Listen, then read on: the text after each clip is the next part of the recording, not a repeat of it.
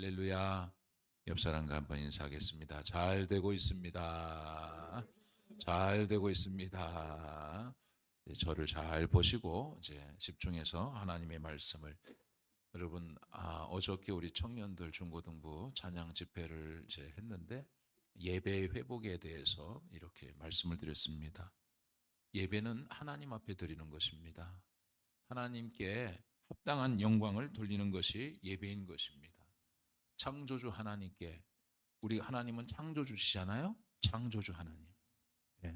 그러니까 피조물인 인간이 구약시대에 하나님께 마땅히 그 영광을, 그 가치에 합당한 영광을 드리는 게 예배인 거예요. 그러니까 하나님은 우리를 지으신 분입니다. 창조주이십니다. 우린 피조물입니다. 우린 인간입니다. 하나님의 도움 없이는 살 수 없는 인간입니다. 그래서 우리가 가장 하나님의 이름에 합당한 영광을 올려드립니다. 그러니까 어떻게 드려야 되냐? 가장 귀한 것으로, 가장 좋은 것으로. 신약시대에 와서 오늘 우리 예배의 개념은 어떻게 해야 되냐면 창조주 하나님, 천지를 창조하신 우리를 지으신 하나님과 죄인인 인간이 죽으면 지옥에 갈 수밖에 없었지만 하나님이 세상을 이처럼 사랑하사 독생자를 주셨으니 이는 저를 믿는 자마다 멸망케 하셔. 예수님이 십자가에 못 박혀 피 흘려주시고 우리를 구원해 주셨잖아요. 그 구원의 은혜에 감사를 해야 돼. 할렐루야. 하나님 나 같은 죄인을 구원하여 주시고 그 위에 십자가에 못 박혀 죽으시고 나를 하나님 자녀 삼으시니 감사합니다. 그러니 마땅히 그 하나님의 은혜에 합당한 영광을 오늘 나 같은 죄인을 살려주신 그 하나님 앞에 거기에 합당한 영광을 어떻게 할 거냐고요. 최선을 다해서. 영이시다. 하나님은 영이니까 우리 영으로 드린다는 것은 우리 중심으로 하나님을 예배한다는 거야. 마음을 다하여서 최고의 예배. 아벨이 하나님 앞에 제사를 드렸어요. 뭐라고 하냐면 아벨은 가인보다 더 나은 제사를 드렸다 그랬어요. 더 나은 제사, 좋은 예배. 오늘 마음을 다하여 중심으로 하나님 앞에 드려지는 예배를 하나님이 받으시고 기뻐하실 줄 믿습니다. 할렐루야. 예배를 통해서 해결되지 않는 문제가 없습니다. 이번 금요 철야 예배 때 시편 25편의 말씀을 전했거든요. 인생에 위기가 온다는 거예요. 인생을 살다 보면 외로움도 괴로움도 온다는 거예요. 중년의 고독함도 온다는 것입니다. 여러분 외롭습니까? 고독하십니까? 예. 또 근심이 있다는 그 근심이. 예. 이 근심이라고 하는 것은요, 뼈를 상하게 하는 거예요. 근심 때문에 잠을 못 잡니다. 이 근심이 오기 시작하면 이루 말할 수가 없는 것이죠. 거기에다가 또 죄책감이 시달리는 거예요. 죄책감. 우리 자녀가 혹시 나 때문에 그런 건 아닌가? 우리 가족이, 우리 남편이 나 때문에 내 어렸을 때 죄 지은 것, 이런 죄책감이 사로잡혀지게 되는 거예요. 그리고 수치심을 당하게 돼요. 수치심. 사람들로부터 수치심을 당하고 조롱하기도 하고 어려운 문제. 그러니까 인생이 해결할 수 없는 그런 문제 가운데 다윗이 봉착해 있게 되는 것입니다. 어떻게 해야 할 줄을 알지 못하는 거예요. 네. 고독감, 깊은 고독감의 외로움에 빠져 있죠. 근심이 쌓여 있고 죄책감과 수치심이 올라올 때 다윗은 뭐라고 하냐면 내 영혼이 주를 할렐루야. 그럴 때 위기 가운데 하나님 앞에 예배하는 것입니다. 하나님을 바라보는 것입니다. 하나님께 집중하는 것입니다. 그리고 주의 긍휼과 자비로 하나님 나를 도와주시옵소서. 주의 긍휼과 인자하심으로 나를 보살펴 주시옵소서. 그럴 때 문제가 해결되는 거예요. 오늘 시간 여러분 어떤 문제가 있어도 오늘 시간 이 예배의 자리에 해결받지 못할 문제가 없는 것입니다. 오늘 주님 앞에 나올 때 내 영혼이 주를 바라볼 때, 주를 앙망할 때 나의 모든 근심도, 나의 모든 고독감도, 죄책감도, 수치도 다 해결되는 줄 믿습니다. 오늘 이 시간 귀한 예배를 통해 하나님께 영광을 돌리시기를 바랍니다. 11월은 감사의 달인데 오늘 시간 여러분 11월 첫째 주에 우리가 추수감사 예배를 드리고 감사해야 된다. 하나님의 은혜에 감사해야 된다. 감사하지 못한 9명을 주님이 찾고 있잖아요. 근데 그것이 지금 오늘날 볼 때 정말 감사 예배를 드리고 지금도 우리가 하나님 앞에 감사하지 못하고 살고 있다면 주님이 지금 말씀하시 9명 어디 있냐? 내가 다 은혜를 베풀어 여기 계신 여러분 모두에게 하나님이 은혜를 주신 줄 믿습니다. 근데 여러분 감사로 제사를 드리고 있습니까? 감사로 제사를 드리는 자가 나를 영화롭게 하나니 그들은 하나님의 구원을 본다고 시편 50편 3절에 말하고 있잖아요. 감사로 하나님 앞에 예배를 드리는 자를 주님이 찾고 있어요. 감사로 예배를 드리는 자가 하나님을 영화롭게 하는 것입니다. 그런 사람들이 주의 구원을 본다고 말씀하고 있어요. 감사하세요. 감사하시기를 바랍니다. 여러분 오늘 본문의 말씀은 우리는 옛사람이었었습니다. 존재론적인 어떤 설명을 인간의 존재에 대한 어떤 그런 설명을 하고 있는데 여러분 이 장까지의 말씀을 보면 우리는 죄인이요. 죄인. 죄와 허물로 죽은 자들입니다. 죽으면 지옥에 갈 수밖에 없고 멸망할 수밖에 없는 죄인들인데 예수님께서 우리 죄를 위해 십자가에 못 박혀 돌아가셨어요. 그리고 우리를 구원하셔서 하나님 자녀 삼으셨어요. 그래서 우리는 옛사람이 아니라 새사람이 되었습니다. 3장 10절에 뭐라고 하냐면 새 사람을 입었으니 너희가 새 사람을 입었으니 이는 자기를 창조하신 이의 형상을 따라 지식에까지 새롭게 하심을 입은 자니라 그랬어요. 여러분이 새 사람이 되었다는 거예요. 어떤 사람이냐? 자기를 창조하신 이의 형상을 따라 지식에까지 새롭게 하심을 입은 자가 됐다는 거예요. 너는 하나님 자녀, 하나님의 형상을 다시 도로 찾았다는 거예요. 죄로 인해서 하나님 형상을 잃어버렸던 자가 예수님이 십자가에 못 박혀 돌아가심으로 너희가 다시 하나님의 형상을 회복했다 이거예요. 하나님 자녀가 되었다는 것입니다. 새 사람을 입었다는 것입니다. 너는 새로운 피조물이라는 거예요. 그런 정 누구든지 그리스도 예수 안에 있는 자는 새로운 피조물이라. 이전 것은 지나갔습니다. 옛날의 모든 죄악은 다 지나간 거예요. 이전 옛사람은 다 지나간 거예요. 보라 새 것이 되었다. 새로운 피조물입니다. 우리는 새로운 사람, 하나님의 거룩한 제사장입니다. 왕 같은 제사장입니다. 거룩한 나라입니다. 그의 택한 백성들입니다. 하나님의 자녀가 됐어요. 새 사람을 입었다니까요. 하나님의 형상을 찾았다니까요. 하나님의 형상을 잃어버린 존재는 마귀의 형상을 닮아서 너희 아비가 마귀라고 그랬잖아요. 그래서 파멸, 멸망, 지옥, 형벌 이런 것들이 우리에게 따라왔던 것인데 하나님의 형상을 찾은 오늘 하나님의 백성, 새 사람을 입은 하나님의 백성들은 구원받는 놀라운 하나님의 백성이 되고 하나님의 자녀가 된 놀라운 신분을 회복시켜 주셨다는 것입니다. 그러므로 너희는 하나님이 택하사 거룩하고 사랑받는 자처럼 긍휼과 자비와 겸손과 온유와 오래 참음을 옷 입고 누가 누구에게 불만이 있거든 혹시 누가 누구에게 불만이 있거든 서로 용납하여 피차 용서하되 주께서 너희를 용서하신 것 같이 하나님의 형상을 회복한 새 사람은 그리스도께서 너희를 용서한 것 같이 너희도 용서하라는 거야. 용납하라는 것입니다. 그리고 이 모든 것 위에 사랑을 플러스 하라. 사랑을 더하라. 이는 온전하게 매는 띠다 그렇게 설명을 하고 있어요. 그리고 이제 15절에 오늘 본문의 말씀에 뭐라고 하냐면 그리스도의 평강이 너희 마음을 주장하게 하라. 그리스도의 평강이 그리스도로부터 오는 그 평강이 이제는 너희 마음을 주장하게 하라. 너희 마음을 다스리라는 거예요. 하나님으로부터 오는 평강 있나요? 그리스도로부터 오는 평강이 있어요? 네? 하나님의 나라는 먹고 마시는 게 아니요 의와 평강과 희락이라고 그랬잖아요. 네? 성령 안에서 하나님 우리에게 주시는 건 의와 평강과 희락이요. 네? 여러분 그리스도의 평강이 여러분에는 있어요? 그러면 그 하나님이 내게 주신 존재론적으로 하나님께서 우리에게 하나님의 형상으로 지으시고 우리에게 부어주신 그 하나님의 형상대로 지음받은 오늘 우리가 그리스도의 평강이 우리 가운데 임하였으니 그 그리스도의 평강이 너희 마음을 주장하게 하라. 다스리라는 것입니다. 다스리라. 네. 하나님의 평강이 여러분의 마음을 다스리고 있어요? 그러니까 여러분 세상에 보세요. 사도 바울은 그리스도의 평강이 마음을 다스리는 거예요. 그리스도의 평강이.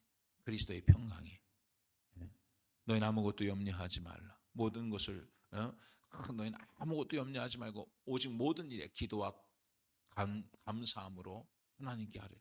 그리야 모든 지각에 뛰어난 하나님의 평강이 하나님의 평강이 너희 마음과 생각을 다스리신다는 거예요. 그리스도의 평강이, 여러분, 그리스도의 평강이 우리 가운데 임한. 그러니까 사도 바울처럼 세상에 평안한 사람이 어디 있어요? 감사하는 사람이 어디 있습니까? 예. 사도 바울은요, 어떤 상황이든, 왜냐하면 그리스도의 평강이 그 사람의 마음을 다스리는 거예요. 주장하게 하는 것입니다. 어떤 일이, 어떤 상황과 환경 때문이 아니라 그리스도의 평강이 내 안에 있으니까, 그리스도의 평강이 내 속에 있는 거예요. 그래서 그 평강이, 그리스도의 평강이 나의 마음을 주장하게 한다는 거예요. 내가 그리스도와 함께 십자가에 못 박혔나니 그런즉 이제는 내가 사는 것이 아니요 내 안에 그리스도께서 사시는 것이라. 이제 내가 육체 가운데 사는 것은 나를 사랑하사 나를 위하여 자기 몸을 버리신 하나님의 아들을 믿는 믿음 안에 사는 것이다. 여러분, 내가 그리스도와 함께 죽고 내 안에 예수가 사는 거예요. 내 안에 주님이 주신 평강이 충만한 거예요. 주님 내게 주신 평강, 세상이 주는 평안이 아니에요. 여러분, 말씀을 믿으세요? 예수님께서 우리에게 내가 너에게 평안을 주노라 그랬잖아요. 그리스도의 샬롬을 우리에게 주신다는 거예요. 그리스도의 평강은요, 세상의 평안과 같지 않아요. 세상의 평안은요, 피스, 평화입니다. 평화. 근데 하나님이 우리에게 주시는 평강은 샬롬인 거예요. 샬롬. 세상이 주는 평화와 하나님이 주는 평강이 달라요. 세상이 주는 평화는요, 환경입니다. 상황과 조건이 맞아야 평화스러운 겁니다. 말하자면 하마스도 이스라엘도 행복하게, 얼마나 단란한 가정에서 행복하게 아침 식사를 하고 일을 하고 점심 식사를 하고 행복했겠죠. 그런데 행복했던 가정, 행복했던 나라가 미사일이 떨어지고 폭탄이 5,000발이 떨어지고 그러면서 그들은 더 이상 샬롬할 수 없는 거예요. 세상의 평안이 그런 것이죠. 여러분도 세상의 평화를 원하면 세상에서 가정 행복하고 남편 직장 잘 다니고 자녀들 건강하고 아무 문제 없이 아무 탈 없이 그러면 그 평화거든요. 그런데 자식이 병에 걸린다든가 암에 걸린다든가 사고가 난다든가 문제가 생기면 세상에서 올 수 있는 이 평화는 다 없어지는 겁니다. 여러분, 가정에 문제가 생겼는데 부도가 났는데 평화입니까? 세상이 주는 그 평화를 얻을 수 있어요? 얻을 수 없어요. 그런데 하나님이 주시는 평강은요, 샬롬의 평강은 환경과 상황에 따라 있다가 없다 하는 게 아니에요. 주님이 주시는 이 평강은, 이 샬롬의 평강은 없어지지 않는 거예요. 외부의 환경과 요인에 의해서가 아니라 그리스도로 말미암는 거예요. 그래서 이스라엘 백성들의 인사는 샬롬이었거든요. 샬롬인데 여호와 샬롬이라고 인사하는 거예요. 그러면 이 사람들은 뭐라고 이야기하냐면 샬롬이라는, 그들은 포로로 붙잡혀가면서도 인사합니다. 샬롬 하냐는 것이죠. 부모가 죽고 땅이 황폐화되고 땅을 잃어버리고 포로로 붙잡혀가면서 그들은 뭐라고 하니 여호와 샬롬 그렇게 말합니다. 무슨 말이냐면 당신은 하나님과 함께함으로 평안하십니까? 그렇게 물어보는 거예요. 그러면 그는 대답합니다. 맞습니다. 나는 이제 우리나라를 빼앗기고 부모가 죽고 문제가 있지만 하나님이 나와 함께함으로 나는 샬롬합니다. 샬롬이에요, 샬롬. 여러분, 우리는 샬롬할 수 없는 사람이었어요.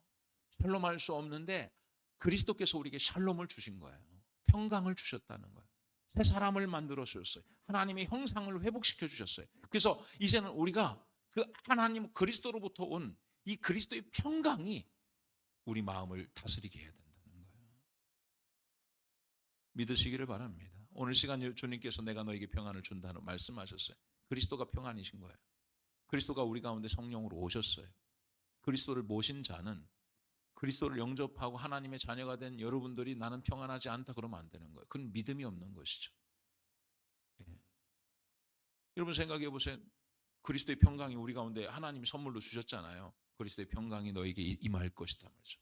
예수님이 십자가에서, 왜냐하면 저주 아래에 있었던 오늘 우리를 예수님이 친히 나무에 달린 자마다 저주 아래에 있는 자인데 예수님이 친히 나무에 달려서 우리 저주를 다 받으셨어요. 우리 저주를 예수님이 다 받으셨다고요. 그래서 우리에게 우리의 죄와 사망의 권세에 묶여 있었던 우리 모든 죄를, 죽음을 다 주님이 다 담당하시고 십자가에 못 박혀 죽으심으로 우리 영생을 주시고 평안을 주신 거예요. 우리 평안이 있는 거예요. 우리 마음속의 평강이 이제는 그 말씀을 확신하고 믿음을 가지고 맞습니다. 그리스도의 평강이 우리 마음속에 예수님을 통해서 내가 다시 하나님의 형상을 회복했습니다. 난 하나님의 형상을 다시 회복했단 말이에요. 그 내 안에 하나님께서 평강을 주셨어요. 근데 사도 바울이 감옥에, 여러분 에베소서, 빌립보서, 골로새서 이거 다 옥중서신이에요. 옥중서신. 근데 옥중서신에서 뭐라고 하냐면 감사하라, 평강이 있으라, 평안하라 그렇게 말씀하시는 거예요. 어떻게? 그리스도의 평강이 너희 마음을 다스리게 하라, 주장하게 하라는 거예요. 그러니까 사도 바울은 자기는 괴롭고 자기는 슬프고 자기는 우울하면서 평강이 있으라고 말하는 게 아니라 사도 바울이 누구보다도 그 평강을 누리고 있었던 사람이에요. 왜냐하면 그 평강은 환경과 상황에 좌우되는 것이 아니기 때문에 그리스도로부터 오는 것이기 때문에 그 평강은 빼앗아 갈 수가 없는 것이죠. 여러분, 이스라엘 백성이 원망하고 불평을 합니다. 왜 원망하고 불평할까요? 성경에 보면 고린도전서 10장에 보면 그들 가운데 어떤 사람들이, 고린도전서 신약성이 그들 가운데서 어떤 사람들이 원망하다가 멸망시키는 자에게 멸망하였나니 너희는 그들과 같이 원망하지 말라 그랬어요. 왜 원망했을까요? 왜 원망했지요? 여러분, 출애굽기 15장 24절에 보면 백성이 모세에게 원망하여 이르되 우리가 광야에서 마실까 하며, 예? 여러분, 무엇을 마실까? 물이 없으니까 원망하는 거예요. 또 16장 2절에 이스라엘 자손 온 회중이 그 광야에서 모세와 아론을 원망하여 이스라엘 자손이 그들에게 이르되 우리가 애굽 땅에서 고기 가마 곁에 앉아 있던 때와 떡을 배불리 먹던 때와 여호와의 손에 죽었더라면 좋았을 것을 너희가 이 광야로 우리를 인도해 내어 이 온 회중이 줄여 죽게 하는도다. 그때 여호와께서 모세에게 이르시되 보라, 내가 너희를 위하여 늘 하늘에서 양식을 비같이 내리리니 백성이 나가서 일용할 것을 날마다 거둘 것이라. 이같이 하여 그들이 내 율법을 준행하나 아니하나 내가 시험하리라. 아침에는 너희가 여호와 영광을 보리니 이는 여호와께서 너희가 자기를 향하여 원망함을 들으셨다는 거예요. 우리가 누구에게 너희가 우리에게 대하여 원망하느냐? 원망하는 거, 원망. 모세가 또 아론에게 이르되 이스라엘 자손이 온 회중에게 말하기를 여호와께 가까이 나오라. 여호와께서 너희의 원망을 들으셨다. 원망을 들으셨다는 거예요. 출애굽기 17장 3절에 보면 거기서 백성이 목이 말라 물을 찾으며 그들이 모세에게 대하여 원망하여 이르되 당신이 어찌하여 우리를 애굽에 인도하여 내어서 우리와 우리 자녀 우리 가축이 목말라 죽게. 모든 상황에서 원망하는 거, 원망하고 불평하는 것입니다. 민수기 21장 5절에도 보면요, 백성이 하나님과 모세를 향하여 원망하되 어찌하여 우리를 애굽에서 인도해 내어 이 광야에서 죽게 하는가? 이곳에는 먹을 것도 없고 물. 이게 한두 번이 아니야. 계속 먹을 것이 없고 마실 물이 없으면 원망하고. 신명기 1장 27절에도 보면요, 장막 중에서 원망하여 이르기를, 그 장막 가운데 이스라엘 백성이 하나님을 원망하는 거예요. 여호와께서 우리를 미워하심으로 아모리 족속의 손에 넘겨 멸하시려고 우리를 애굽 땅에서 인도하여 내셨다. 이제 우리가 출애 가나안 땅 들어가라 하셨는데 이스라엘 백성이 하는 이야기가 뭐냐면 하나님께 원망하는 거예요. 우리를 여기서 죽이려고 우리를 여기까지 인도했습니까? 라고 원망하는 것이죠. 그런데 여러분, 하나님께서 뭐라고 말씀하냐면 오직 여분네의 아들 갈렙은 온전히 여호와께 순종하였은즉 그는 그것을 볼 것이요 그가 밟는 땅을 내가 그와 그의 자손에게 주리라 그랬어요. 예. 또 이제 내 앞에 서 있는 눈의 아들 여호수아는 그리로 들어갈 것이니 너는 그를 담대하게 하라. 그가 이스라엘에게 그 땅을 기업으로 차지하게 하리라. 또 너희가 사로잡히리라 하던 너희 아이들과 당시의 선악을 분별하지 못한 너희 자녀들도 그리로 들어갈 것이라. 내가 그 땅을 그들에게 주어 산업이 되게 하리라. 너희는 방향을 돌려 홍해길을 따라 광야로 돌아갈지어다. 광야로 다시 들어가. 가데스 바네에서 여러분 가나안 땅으로 하나님께서 인도하였거든. 2년 만에 인도했습니다. 그런데 백성들이 원망하고 불평하고 거기 못 들어간다고 말합니다. 그래서 하나님 방향을 틀으라는 거예요. 다시 뒤로 돌아 광야로 다시 들어가는 거예요. 그래서 38년을 또 채워서 40년의 광야 생활을, 하나님께서 2년 만에 가데스 바네에서 가나안 땅을 주셨는데 백성들이 원망하고 불평해서 38년을 또 광야길을 걷는 것이죠. 여러분, 똑같은 거예요. 하나님께서, 여러분 보세요, 하나님께서 분명히 말씀하셨어요. 여러분, 여호수아와 갈렙만 들어갔다고 이스라엘 땅을. 근데 왜 여호수아와 갈렙만 들어갔냐면, 자 보세요. 이스라엘 백성 10명의 지파가 딱 똑같은 상황입니다. 똑같은 환경입니다. 아낙 자손, 여분네 자손들, 가나안 족속이 커요. 거인 족속이니까. 거기서 가서 정탐을 하고 와서 보니까 그 땅의 사람들이 완전히 아주 용사들이거든요. 우리가 전쟁하면 게임이 안 될 것 같아요. 우린 너무 약해요. 그래서 그들은 뭐라고 하냐면 10명의 지파, 10지파는 뭐라고 하냐면 우리가 그들 앞에서 메뚜기 떼와 같습니다. 그들 앞에서 우리는 메뚜기와 같습니다. 우리는 저들 앞에서 우리는 다 죽을 것입니다. 그렇게 말합니다. 근데 여호수아와 갈렙은 뭐라고 하냐면 그들은 우리의 밥입니다. 그래. 뭐라고 이야기하냐면 하나님께서 그들을 우리에게 주셨다는 거예요. 하나님께서 그들을 우리에게 주셨고 그 땅을 우리에게 주셨는데 무엇이 걱정이고 무엇이 문제냐는 거예요. 하나님이 우리에게 주셨는데 그들은 우리의 밥이라는 것입니다. 다르죠. 근데 뭐냐면 하나님이 분명히 말씀하셨잖아요.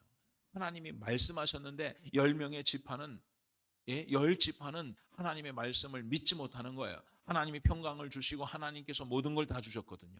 그 땅을 이미 벌써 주셨단 말이에요. 주셨음에도 불구하고 하나님의 말씀을 믿지 못하는 거예요. 믿지 못하니까 원망하고 불평하는 것이죠. 그런데 2명의 정탐꾼 여호수아와 갈렙은 하나님의 말씀을 믿는 거예요. 이것은 좋은 땅이다. 이것은 하나님이 우리에게 주신 축복의 땅이다. 이 땅은 저 사람들은 우리의 밥이다. 왜? 하나님이 주셨으니까. 하나님이 주셨으니까. 그 땅을 차지하자. 상황과 환경이 보이지 않고 하나님의 말씀이 보이는 거예요. 그런데 실제적으로 가나안 땅이 큰 거인 족속이지만 그 땅은 실제적으로 하나님 주시잖아요. 오늘 우리도 마찬가지죠. 왜 우리가 평강을 누리지 못합니까? 하나님 말씀하셨잖아요. 너에게 평강이 있으라고. 그리스도께서 우리에게 평강을 주시지 않았어요? 그 평강이 여러분의 마음을 다스리게 하라고 말씀하지 않았습니까? 근데 왜냐하면 그리스도께서 우리에게 주신 이 말씀, 여러분 16절에 뭐냐면 그리스도의 말씀이 너희 속에 풍성히 거하라 그랬어요. 그리스도의 말씀이 우리 가운데 말씀이 중심이 돼야 돼요. 그리스도의 평강이 중심이 돼야 돼요. 중심이 있어야 돼요. 여러분 우리가 딱 해서 줄을 걸려면요, 똑바로 줄을 걸려면요 목적지가 분명해야 돼요. 목적지를 앞에를 보고서 그러면 일자로 갈 수 있어요. 여러분 제가 지금 빙글빙글 막 돌아도 딱 가운데, 우리 윤석희 집사님 딱 제 가운데 있으니까 집사님만 보고서 돌면은 딱 정확하게 사람을 보고 딱 중심이 돼야, 여기가 중심이 돼야 돼. 오늘 우리 신앙생활의 중심 뭐냐면 그리스도예요. 그리스도. 여러분 그리스도가 우리 중심이 돼야 돼요. 지금 수레바퀴의 삶 제자 양육 훈련을 하면서 우리가 수레바퀴의 삶을 사는데 가장 중요한 게 뭐냐면 신앙생활, 성도에게 신앙생활하는 게 가장 중요한 게 중심 축입니다. 축. 이 축이 뭐냐면 그리스도예요. 그리스도가 우리 인생의 중심이 되지 않으면, 축이 되지 않으면 수레바퀴가 굴러갈 수가 없는 것입니다. 예수가 우리 중심이 되고, 그리고 그 살이 예배와 말씀과 증거, 전도와 섬김과 교제가 있어야 되는 거예요. 그리고 그 테두리는 뭐냐면 그리스도에 순종하는 생활이 있어야 돼. 그게 신앙생활인 거예요. 만약에 여러분 예수님이 중심이, 내 삶의 중심이 예수가 아니야, 내가 중심이야, 남편이 중심이고 아내가 중심이고 자식이 중심이고, 그러면 아무리 예배를 드려도 중심 축이 없는데 살은 다 부러지게 돼 있어요. 다 부러집니다. 축이 없는데 돌아갑니까? 여러분 자동차의 바퀴 축이 없는데 바퀴만 갖고 돌아갑니까? 돌아갈 수가 없는 거죠. 예수가 중심이 안 되면 신앙생활은 헛것입니다.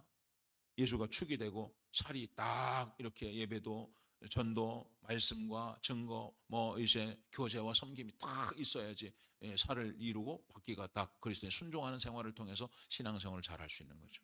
여러분 오늘 우리의 신앙이 여러분 그리스도가 중심이 돼야 돼. 그리스도의 평강이 중심이 되고 그리스도의 말씀이 우리 가운데 풍성히 있어요. 그래서 그 말씀을 믿어야 돼요. 우리 가운데 하나님이 평강을 주셨다고 하는 이 약속의 말씀을 믿으셔야 돼요. 할렐루야. 그러면 우리가 내 안에 그리스도의 평강이 나의 마음을 주장하게, 주님 나 같은 죄인을 살려주시고 하나님의 형상을 회복시켜 주신 하나님 감사합니다. 그 그리스도께서 주신 이 평강이 나의 삶을 주장하게 하라는 거예요. 그래서 날마다 기쁘고 감사한 마음 가지고 살아갈 수 있게 되는 것이죠. 또 너희는 평강을 위하여 한 몸으로 부르심을, 이제는 이게 이 관계의 발전성으로 나의 평안을 통해서 몸된 교회가, 나를 통해서 우리 모두가 다 교회가, 예수님 믿는 모든 사람이 그리스도의 평강으로 나를 통해서 모든 지체들이 평강을 누리게 해야 된다는 것입니다. 그것을 위해서 오늘 우리가 부르심을 받았다는 거예요. 또한 너희는 또한 감사하는 자가 되라 그랬어요. 감사하는 자가 되라. 여러분 오늘 우리는 그러므로 그리스도의 평강이 너희 마음을 주장하게 하고 너희는 감사하는 자가 되라는 거야. 그러니까 이게 이 존재론적인 설명 아니겠어요? 감사하는 자가 되라. 감사하라가 아니라 감사하는 자가 되라는 거예요. 그러니까 이게 상황과 환경이 아니라 우리가 감사하는 자라는 거예요. 감사하는 자, 존재론적으로 바뀌어지는 하나님의 형상을 따라 새롭게 지음받은 새 사람을 입은 오늘 우리가 그리스도의 평강이 우리 마음을 다스리게 할 뿐 아니라 너희는 하나님께 뭐요? 감사하는 자. 이제는 오늘 우리는 누구냐면 여러분이 누구냐고 물으신다면 나는 하나님께 감사하는 자다. 이렇게 말해야 돼요. 나는 하나님께 감사하는 사람입니다. 환경과 상황 때문이 아니라 무엇이 있어서 무엇이 없어서 불만하고 원망하고 무엇이 있어서 감사하는 그런 게 아니라 나는 자체가 내 인생이 이 아이덴티티가 나는 감사하는 자로 주님이 부르셨다는 거예요. 존재론적으로. 그러니까 우리는 어떠한 상황에서도 감사할 수 있어요. 그러니까 감사하는 자. 왜냐하면 사도 바울이 감사하는 자가 된 감옥에 가서도 감사. 예. 어디에 있어도 하나님 앞에 감사하는 거예요. 감사하는 자가 되는 거예요. 그냥 무엇을 해도 하나님 앞에 나는 아내를 주신 하나님께 감사하고 남편을 주신 하나님께 감사하고 자녀를 주신 하나님께 감사하고 왜? 나는 감사하는 자가 하나님 되게 하신 거예요. 예.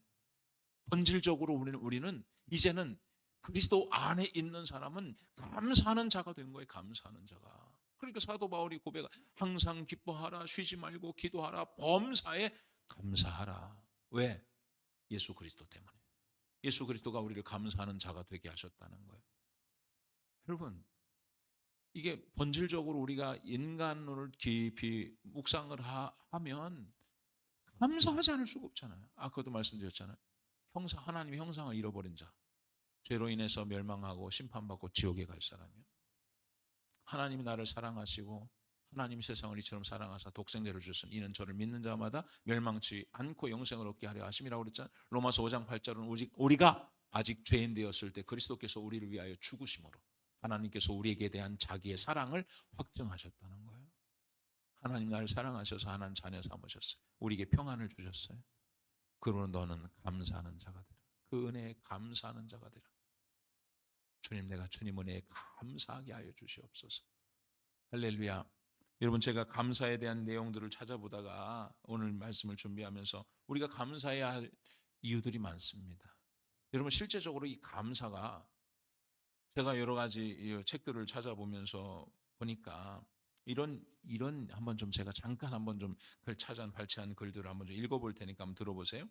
미국의 실업가 중에 스탠리 텐이라는 박사가 있습니다. 그는 회사를 크게 세우고 돈을 많이 벌어서 유명하게 되었는데 1976년에 갑자기 병이 들었습니다. 척추암 3기라는 진단을 받았습니다. 당시 척추암은 수술로도 약물로도 고치기 힘든 병이었습니다. 이 사실이 알려지자 사람들은 그가 절망 가운데 곧 죽을 것이라고 생각하였는데 몇 달 후에 그가 병상에서 자리를 툭툭 털고 일어나 다시 출근했습니다. 사람들은 깜짝 놀라서 아니 어떻게 병이 낫게 된 것입니까? 하고 물었습니다. 그러자 스탠리 텐은 네, 전 하나님 앞에 감사만 했습니다. 그랬더니 병이 다 나았습니다. 고 대답하였습니다. 전 이렇게 기도했습니다. 하나님 병들게 된 것도 감사합니다. 병들어 죽게 된 것도 감사합니다. 하나님 저는 죽음 앞에서 하나님께 감사할 것밖에 없습니다. 살려주시면 살고 죽으라면 죽겠습니다. 하나님 무조건 감사합니다. 매 순간마다 감사하고 감사했더니 암세포는 없어졌고 건강을 되찾게 되었습니다. 그가 다시 회복하게 된 것은 감사 때문이었습니다. 요즘 미국의 정신병원에서는 우울증 환자들을 치료하기 위해서 약물 치료보다는 소위 감사 치유법을 더 많이 사용한다고 합니다. 환자들로 하여금 자신의 삶에서 감사한 일들은 무엇일까를 찾아내게 하고 감사를 회복하도록 돕는 것입니다. 그런데 놀랍게도 약물 치료보다도 이 감사 치유법이 훨씬 더 효과가 탁월하다는 것입니다. 이 감사 치료법은 단지 정신과적인 치료에만 효과가 있는 것이 아니라 스탠리 텐의 경우와 같이 육체의 질병에도 대단한 효과가 있다고 합니다. 일본 해군 장교인 가와가미 기이치 씨는 2차 세계대전이 끝난 후 고향에 돌아와서 돌아오고 나서 하루하루 사는 것이 짜증이 났고 불평, 불만이 쌓여갔습니다. 결국 그는 전신이 굳어져 조금도 움직일 수 없는 불치병에 걸리고 말았습니다. 그때 그는 정신치료가인 후찌다 씨를 만나게 되었습니다. 후찌다 씨는 그에게 매일 밤 감사합니다라는 말을 10,000번씩 하세요라고 처방했습니다. 기이치 씨는 자리에 누운 채로 매일 밤 계속해서 감사합니다, 감사합니다라는 말만 계속했습니다. 매일 감사합니다를 했기 때문에 감사가 몸에 배어 있게 되었습니다. 오늘날 아들이 2개의 감을 사와서 아버지 감을 잡수세요라고 말했는데 그때 아들에게 감사합니다라고 말하면서 손을 내밀었는데 신기하게도 손이 움직였고 차츰 뻣뻣하게 굳어져 있었던 목도 움직여지게 되었습니다.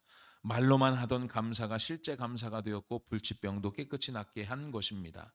사람의 병은 대부분 스트레스에서 옵니다. 스트레스의 원인은 마음의 상처와 부정적인 생각입니다. 그래서 감사의 마음을 가지면 모든 스트레스와 병을 이길 수 있습니다. 세계 최고의 암 전문 병원인 미국 텍사스 주립대 MD 앤더스 암센터에 31년간 봉사한 김의신 박사는 신앙이 암 치료에 실제적인 효과가 있다고 소개하면서 교회 찬양대원들과 일반인들을 비교해 보니 찬양대원들의 면역세포, 일명 NK 세포 수가 일반인보다 몇십 배도 아닌 무려 1000배나 많은 것으로 측정되었다고 합니다. 감사로 찬양하고 사는 것이 그만큼 건강에 유익하다는 것입니다. 감사는 스트레스를 완화시키고 면역계를 강화하며 에너지를 높이고 치유를 촉진합니다. 감사는 정서에 좋은 반응을 일으켜 혈압을 떨어뜨리고 소화작용을 촉진한다고 합니다. 1998년 미국 듀크 대학 병원의 해롤드 퀘니히와 데이비드 라슨 2 의사가 실험 연구한 결과에 의하면 매주일 교회에 나와 찬양하고 감사하며 예배를 드리는 사람들은 그렇지 않은 사람보다 평균 7년을 더 오래 산다는 사실을 밝혀냈습니다. 존 헨리 박사도 감사는 최고의 항암제요, 해독제요, 방부제다라고 말했습니다. 감기약보다 더 대단한 효능을 가진 것이 감사약입니다. 우리가 기뻐하며 감사하면 우리 신체의 면역 체계를 강화시켜 준다고 합니다. 매일 감기약이 아니라 감사약을 먹어야 합니다. 우리가 1분간 기뻐하여 웃고 감사하면 우리 신체 24시간의 면역 체계가 생기고 우리가 1분간 화를 내면 6시간 동안의 면역 체계가 떨어진다고 말합니다. 그러므로 매일 기뻐하고 감사하며 감사약을 먹으면 몸과 마음의 건강을 잘 유지할 수 있습니다. 탈무드에 보면 세상에서 가장 사랑받는 사람은 모든 사람을 칭찬하는 사람이요, 가장 행복한 사람은 감사하는 사람이다라고 말하고 있습니다. 그러므로 건강을 유지하기 위하여 항상 감사하는 여러분 되기를 바랍니다. 여러분, 지금 호흡이 있나요? 그러면 감사하세요. 지금 걸어다닐 건강이 있다면 감사하세요. 지금 살아서 움직이며 할 일이 있나요? 그러면 감사하세요. 왜냐하면 아직도 하나님이 살아있도록 생명과 건강을 주셨기 때문입니다. 이런 건강이 없어서 마음의 소원은 있지만 아무것도 하지 못한 채 죽음만 기다리는 죽은 사자 같은 모습을 하며 사는 사람들이 얼마나 많은지 모릅니다. 그러나 하나님은 저와 여러분에게 생명을 주셔서 아직도 살아있도록 해주셨기 때문에 우리는 하나님 앞에 감사할 수 있는 것이다. 그렇게 글을 쓴 것을 제가 발췌를 했는데 여러분 감사하시기 바랍니다. 할렐루야. 하나님 은혜를 우리를 하나님께서 근데 여러분 찬양대가 얼마나 좋아요. 찬양대가 그런데 감사하면서 하셔야 돼요. 감사한 마음을 하는 나 같은 죄인 살려주셔서 하나님을 찬송할 수 있도록 하시니 감사합니다. 감사로 하나님 앞에 찬송하면 그러면요 진짜로 우리 속에서 훨씬 더 정말 하나님을 찬송하지 않는 사람 찬양대와 그 비교를 해서 1000배가 더 그런 세포가 면역 세포가 더 많이 난다고 하잖아요. 그러니까 하나님 앞에 진짜 감사함으로 찬양할 때도 여러분 그냥 형식적으로가 아니라 하나님 나를 사랑하시고 나를 구원하신 은혜를 기억하면서 그리스도의 평강이 나의 마음을 주장하게 하시고 하나님이 형상대로 다시 지음받은 그래서 나를 존재론적으로 감사하는 자가 되게 하셨으니 하나님 감사한 마음으로 하나님을 노래하고 하나님을 찬양하면 그렇지 못한 자보다 여러분 훨씬 더 오래 산다는 거예요. 할렐루야. 감사하십시오. 그리스도의 말씀이 우리 가운데 풍성하게 하시고 모든 지혜로 피차 가르치며 권면하고 시와 찬송과 신령한 노래를 부르면서 하나님 앞에 감사하라는 거예요. 예, 그 감사는요 가만히 있질 않습니다. 예, 시와 찬송과 신령한 노래를 부르며 감사하는 마음으로 하나님을 찬양하게 돼 있어요. 나 같은 죄인을 살려주신 여러분 이 나 같은 죄 어메이징 그레이스 찬양을 작사를 한 그 목사님이요 옛날엔 노예를 팔아다가 이제는 돈을 버는 그런 사람 아니었어요? 오늘 하나님이 나 같은 죄인을 살려주신 은혜를 생각하고 이 찬송을 지은 거예요. 나같이 죄인이, 나같이 나쁜 놈이 죽어 마땅한, 형벌받아 마땅한 나 같은 죄인을 위해 예수님이 십자가 못 박혀 피 흘려 주시니 Amazing Grace. 나 같은 죄인을 살려주신 하나님의 은혜 놀라워. 여러분, 이 얼마나 감사해요. 그러니 하나님 나 같은 죄인을 살려주신 그 은혜를 기억하며 오늘 우리가 하나님을 찬송하고 노래하고 할렐루야, 할마다 하나님 께 감사하며 하나님을 찬양하라는 것입니다. 진짜 하나님 감사하며 하나님을 찬송하시기를 바랍니다. 또 무엇을 하든지, 여러분 무엇을 하든지 말이나 일이나 다 예수의 이름으로 하고 그를 힘입어 하나님 아버지께 감사하라는 거예요. 여러분, 오늘 우리는 존재론적으로 새 사람이 되었어요. 하나님의 형상을 회복한 사람 됐습니다. 우리는 감사하는 자가 되었어요. 그러니 무슨 일을 하든지 하나님을 위해서, 여러분 교회 안에 얼마나 많은 일이 있어요. 교회 주일학교 교사도 해요. 찬양대도 해야 되죠. 교회 봉사도 해야 되죠. 중직자는 중직자대로 사역을 해야 되죠. 네. 식당 봉사하는 사람은 식당 봉사에 안내하죠. 헌금위원도 해야죠. 많은 일을 하잖아요. 그런데 여러분 무슨 일을 하든지 말에나 말. 첫 번째 성경 뭐라고 하냐면 일이 아니라 말이 먼저예요. 말. 말에나, 그래서 말에나 일에나 다 주 예수의 이름으로 하는 거예요. 예수의 이름으로 하고 그를 힘입어 하나님께 감사함으로 하라는 거예요. 감사함으로. 말로 다 까먹지 마세요. 막 그냥 아까도 내가 이렇게 했는, 이제 일부 예배 때도 우리 강은옥 권사님 와서 어제도 식당 봉사했는데 봉사하면서 말로 까먹지 마시라고. 만약에 어제도 많은 분이 와서 도와주고 했는데 만약에 생각해 보세요. 만약에 우리 이종숙 권사님 봉사하는데 오늘 식당 봉사하는데 만약에 여전도에 같이 오기로 했는데 나 혼자 왔어. 아무도 안 왔어. 그럼 어떻게 해야 돼요? 원망하고 불평하고 시기하고 그렇게 하면 안 돼요. 예수의 이름을 힘입어서 말에나 일에나 절대로 아이고 뭐 권사가 돼가지고 집사가 돼가지고 이런 말로 까먹으면 안 돼요.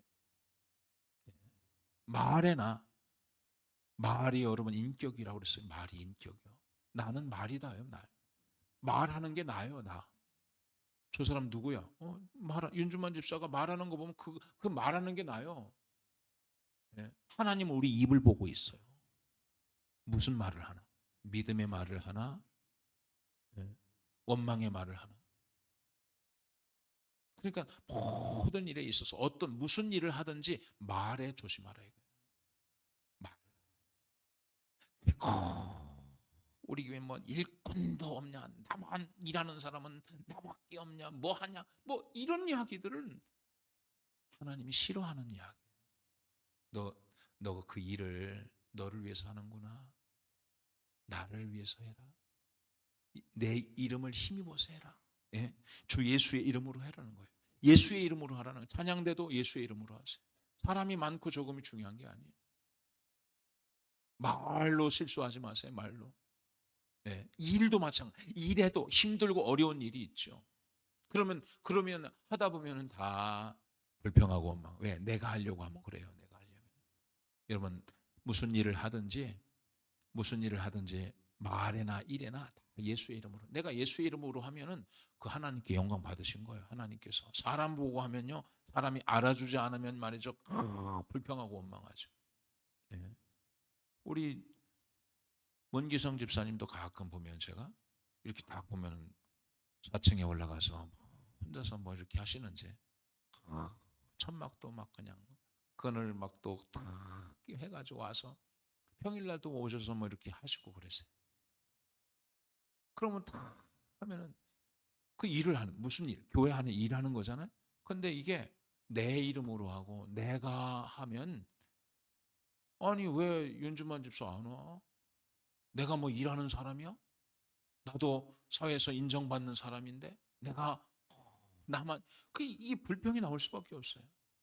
근데 무슨 일을 왜냐하면 우리는 존재론적으로 감사하는 자가 됐잖아요. 내가 지금 어떤 일을 하고 있느냐에 앞서서 뭐냐면 너는 새 사람이 되었다는, 하나님의 형상을 따라 지음받은, 예수가 너를 십자가에 못 박혀 죽으시고 피 흘려 주심으로 너는 새 사람이 되었다는 거예요. 그래서 그리스도의 평강이 너희 마음을 주장하게, 그리스도의 말씀이 너희 가운데 풍성하게 하고, 그래서 모든 일을 하는 데 있어서 예수의 이름으로 하는 거예요. 나는 예수 이름으로 하는 거예요. 그러니까 문기선 집사님, 네, 예수님 예수의 이름으로 하니까 예수 이름으로 하면 되지요. 내가 하는 거니까. 그리고 다만 뭐요? 그를 힘입어서 하라는 거예요. 그를 힘입어서, 주님을 힘입어서 하나님 아버지께 감사하는 거예요.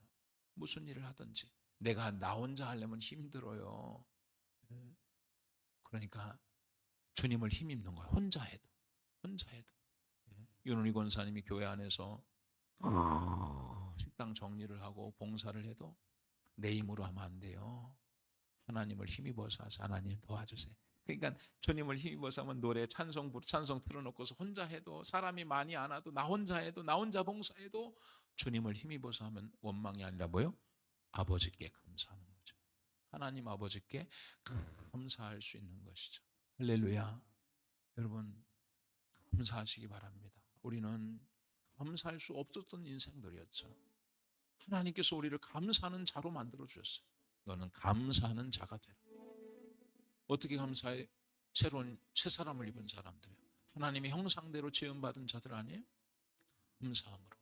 네. 무슨 일을 하든 교회 안에서 올해도 다 같지만 내년에도 하나님 귀한 직분 맡겨주시면 모든 일에, 말에나 일에나 예수의 이름으로 하고 그를 힘입어서 하나님 아버지께 감사하며 살기를 주님이 원하시는 거예요. 오늘 시간도 여러분 하나님이 여러분에게 감사하기를 원하세요. 감사하세요. 상황과 환경, 이스라엘 백성이 원망하고 불평은 다 상황과 환경이에요. 상황과 환경 보고서 오늘은 원망해야 되겠다, 오늘은 불평해야 되겠다. 그런데 여호수아와 갈렙은 하나님의 말씀, 내가 누구인가를 분명히 알았어요. 나는 하나님의 백성. 하나님은 우리에게 말씀하셨어. 그 땅은 우리 땅이라고 말씀하셨어. 그 약속의 말씀이 풍성히 그들 가운데 거한 거예요. 오늘 우리도 우리 가운데 풍성히 거하면, 하나님 말씀이 풍성히 거하면 어떤 상황에서도 그래, 시련이 있지만 볼지어다 내가 세상 끝날까지 너희와 항상 함께 있으리라. 두려워하지 말라, 내가 너와 함께 함이니라. 놀라지 마라, 나는 너의 하나님이 됨이라. 내가 너를 도와주리라. 내가 너를 굳세게 하리라. 참으로 나의 의로운 오른손으로 너희를 붙들어 주겠다. 이 약속의 말씀이 충만한 거예요. 그러니까 감사하는 자가 돼요. 하나님, 지금 너무 힘들지만 주님 감사합니다. 힘든 시기도 이겨나가게 하시고 이겨나가고 있으니 감사합니다. 이 시기가 지나면, 이 어두운 터널이 지나면 밝은 빛이 오겠지. 주님을 바라보고, 주님 이 힘든 시기를, 질병 가운데 고통 가운데 이 시기를 지나고 있지만 이 땅에 사는 시기가 다 지나면 천국에서 주님이 나를 맞이하고 있겠지. 내가 선한 싸움을 싸우고 달려갈 길을 마치고 믿음을 지켰으니 의의 면류관을 준비하시고 나에게 의의 면류관을 씌워주실 주님의 약속을 보는 거예요. 그리고 천국을 소망하면서 감옥에서, 차디찬 감옥에서 하나님 앞에 감사의 노래를 부르는 것이죠. 그냥 감사. 존재론적으로 우리 감사하는 자가 돼서 힘든 일이 있어도, 권사님 힘드시죠? 아니, 목사님 무슨 말씀이세요? 나 같은 죄인 살려주셔서 나로 하여금 이런 일을 하게 맡겨주시니 감사한 점. 무슨 말씀하세요? 윤주만 집사님 힘드시죠? 목사님 무슨 소리예요? 죽으면 지옥에 갈 수밖에 없는 나 같은 죄인을 살려주시고, 우리가 아직 죄인 되었을 때 그리스도께서 나를 위해 십자가에 못 박혀 돌아가셔서 하나님께서 자기의 사랑을 우리에게 보여주셨는데 힘들다니요? 감사하지. 자녀 때문에, 또 요즘에 직장에 또 여러 가지 어려움 때문에 괜찮아요, 목사님. 그것은 문제가 되지 않아요. 내가 감사하는 자가 되게 하셨는데 상황과 환경을 초월하는, 여러분, 그러니까 하박국 선지자는요, 자기가 누구인지를 발견하고 이 땅이 갈대아 사람들에서 이스라엘이 멸망할 거라고 말하지만 나는 논밭에 식물이 없고 외양간에 송아지가 없고 무화과 나무 잎 바르고 다 잃어버려도 난 우리를 나를 구원하신 여호와로 인하여 기뻐하고 즐거워하겠다. 구원의 하나님으로 인하여 기뻐하고 즐거워하겠다는 거예요. 하나님으로. 논밭에 식물이 없고 외양간에 송아지가 없어요. 직장이 없고 물질이 없고 건강도 다 잃어버렸어요. 근데 뭐라고 하냐면 나는 여호와로 인하여 나를 구원하신 여호와로 인하여 즐거워하고 기뻐한다는 거예요. 여러분이 감사해야 될 이유 딱 하나예요. 나를 구원하신, 나를 새 사람으로 하나님의 형상으로 다시 창조하신 그 그리스도로 인하여 여러분 하나님 앞에 감사하는, 존재론적으로 감사하는 자가 되어서 주님 나라 가는 그날까지 이제는 또 환경 때문에 원망하고 불평하는 게 아니라 하나님의 약속의 말씀을 믿고 이제 천국 갈 그때까지 원망, 불평, 근심, 두려움, 불안, 염려 속에 살지 않고 에브리데이 감사합니다. 오늘 아침 식사를 주셔서 감사합니다. 이 아침에 일어나게 하시니 감사합니다. 저는 우리 외할머니께서 100세 돌아가셨어요. 저는 우리 할머니를 모시고 살았어요. 모시고 살았는데 제가 이제 우리 할머니에게 막 물구나무도 서고 웃겨드리려고 막 그냥, 왜냐면 매일 누워 계시니까 다리를 다쳐서 출입을 못 하시니까. 근데 우리 할머님은 아침에 일어나 새벽 예배를 드리세요. 새벽 예배를 드리고 성경을 읽으세요. 아침 식사하고 예배를 드리시고 성경을 읽으시고, 점심 식사를 하고 예배를 드리시고 성경을 읽으시고, 그리고 저녁 식사를 하시고 예배를 드리시고 성경을 읽으시고, 또 주무시기 전에 예배를 드리시고 사도신경, 주기도 다 말씀도 읽고 해서 예배를 정확하게 드려요. 하루에 5번씩 예배를 드리고 성경을 읽으셔서 100세가 될 때까지도 1년에 성경을 8번씩 읽으셨어요. 8번씩 읽으시고 하루에 5번씩 예배를 드리는데, 할머니 기도는 하나님 이 아침에 일어나게 하셔서 감사합니다. 하나님 오늘 이 아침을 주셔서 감사합니다. 이 점심을 주셔서 감사합니다. 저녁을 주셔서 감사합니다. 오늘 하루를 다 살고 교회 가다가 넘어지셔서 엉덩이 뼈가 부서지셨어요. 90이 넘으셔가지고. 그래서 한 10여 년 동안 누워서 사셨어요. 그런데도 하나님 감사합니다. 그렇게 사시다가 어느 날 주님이 부르셔서 가셨어요. 천국에. 여러분도 일평생을 주님 앞에 감사하며 살아가기를, 감사하는 자가 되시고 감사하는 자로 살아가기를 주의 이름으로 축원합니다. 이 시간 말씀을 생각하면서 한번 기도합시다. 하나님, 우리가 상황과 환경 때문에 감사하는 게 아니라 그리스도의 평강이 우리 마음을 다스리게 하시고 우리가 감사하는 자가 되게 하여 주시옵소서. 무슨 일을 해도 예수의 이름으로 하고 하나님께 감사하는 자가 되게 하여 주시옵소서. 주여 한번 부르기도 합니다.